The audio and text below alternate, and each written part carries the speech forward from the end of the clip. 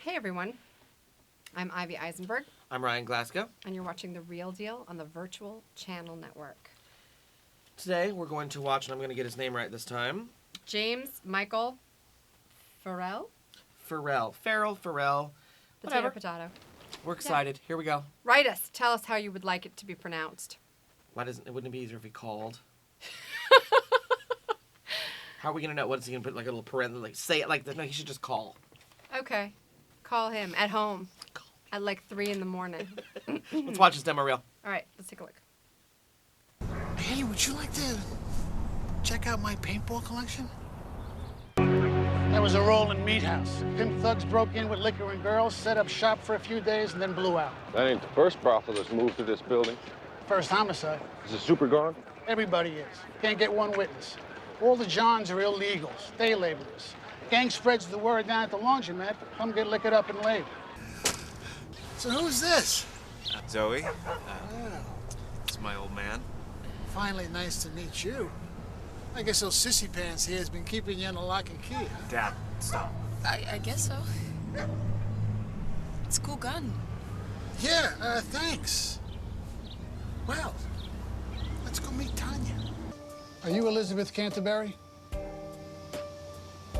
Yes? Could you step outside, please? You're under arrest for jury tampering. You have the right to remain silent. If you choose to waive that right, anything you say can and will be used against you in a court of law. You have the right to an attorney. If you cannot afford one will be provided for you. You have the right to have an attorney present during any and all questions. You and your husband are separated? We're getting a divorce. We checked the apartment. Nothing looks out of place. There's no sign of a struggle. Bed hadn't been slept in. Hey, you! What are you doing? I just left some stuff inside. Is this your apartment? What do you think? What do I think? I think you're gonna give me some ID. You can just ask my wife. Oh, is she in there? Yeah, she seems to be a very heavy sleeper this Let's morning. get the ID. Now.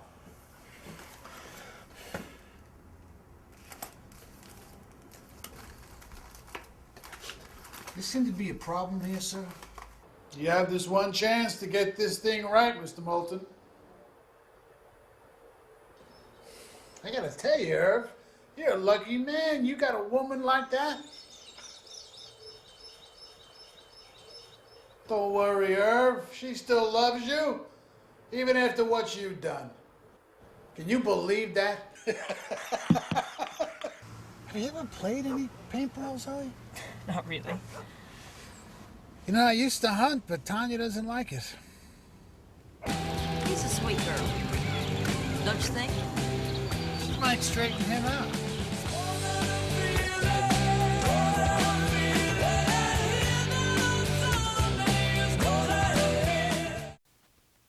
Good. I don't know what your thoughts are, but obviously we'll get to that. Right. I like his work. I think he's like a quintessential New York cop. Obviously, we see from all of his pieces that that's the type that he plays. Yeah, a lot of cop stuff. But I'm a Law and Order fan. So I like Criminal Intent, SVU. I like the original. I'm a huge fan. So to see him in some of those pieces, both Criminal Intent and the original, I think he must be a New York guy, you know, kind of like a New Yorky, slightly Italian-y, plays a good cop, the working man. I think that he's good for those roles. I think that, that's exactly why he has a demo reel full of them. Exactly. I think that he's a great actor, great type. I think that there's some editing that could be done here. I think there's some stuff that could be taken out, like the Juliana Margulies scene. You can't see your face the whole time. We hear you, but then Right. it's kind of pointless. Good actor, mediocre reel. I think that there's a better way to market yourself. And I think also, I will say this. I think he looks really interesting now in some of the more current footage. Okay. He doesn't look anything like he does in the earlier footage. Some of that, you know what I'm saying? It's like his hair is with What are you trying to determine which is the earlier footage and which is the later? Because I like that scene with his son and the girlfriend, and that first obviously from the same piece. He has two different scenes from the same piece in there. But I like that first one where he's like a likable, kind of slightly Zoftic, everyman dad. I like that, and I like that that's the establishing shot that they start off with a close-up of him talking, and then he gets to it where he's meeting the son's girlfriend or whatnot, which is him sweeter, kind of jokey, and that's balanced out with the seriousness of the cop stuff. I do also like that he kept the Law and Order stuff in there because there's a lot of verbiage in those types of shows, in police officer shows, medical shows, like ER, and they're like, I need 50 cc's of blah, blah, blah, stat, So that type of verbiage, it's nice to know that he can handle those specific type things when you're running agree. down a bullet point list of things. And I think those are the hardest things for actors to memorize. So from my perspective, looking at it, it's very easy when you have a very proper emotional flow and okay, I'm going to start off talking about this and then the end of the monologue is this. But when you have a bullet point list of, we found him here, this is what happened, her body was this, his body was this, we've got this, this, this, and this, we found this there. It's hard to memorize those sequences. So to show that ability, I think is really important. So that's why I like stuff Good. like that. Yeah, I don't know why I was sort of left on this reel. Maybe it's just, like I said, he's an interesting type, interesting footage, but there's just nothing that really grabbed me. And maybe that's not this actor's fault, maybe because he just hasn't booked that.